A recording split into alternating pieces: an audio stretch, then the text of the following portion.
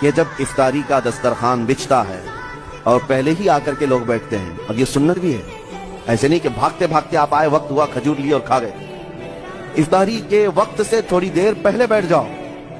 تمہارے دسترخوان پر نعمتیں رکھی ہوئی ہیں لیکن ہاتھ نہیں لگاتے، انتظار ہے وقت کا کہ ادھر سورج کے غروب ہونا ہے اور میری افطار ہونی ہے، اعلان سنتے ہیں، اذان سنتے ہیں، اس کے بعد آپ اٹھاتے ہیں، لیکن اتنی دیر تک آپ خاموش بیٹھے ہیں دسترخوان کے پاس، سارے لوگ دیکھتے رہتے ہیں۔ یہ وہ منظر ہے جس کو فرمایا گیا رب ذوالجلال بھی اپنے بندوں کو دیکھ رہا ہے، رب تبارک و تعالیٰ بھی دیکھ رہا ہے اپنے بندوں کو، اور سارے فرشتوں کو بلا کر میرا مولا اعلان فرماتا ہے یہ میرے بندے ہیں، دیکھو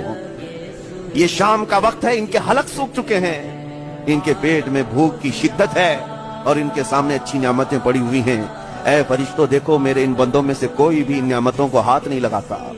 یہ صرف اور صرف میرے لیے بھوکے اور پیاسے ہیں۔ اور فرشتوں سے اللہ فرماتا ہے تم گواہ ہو جاؤ،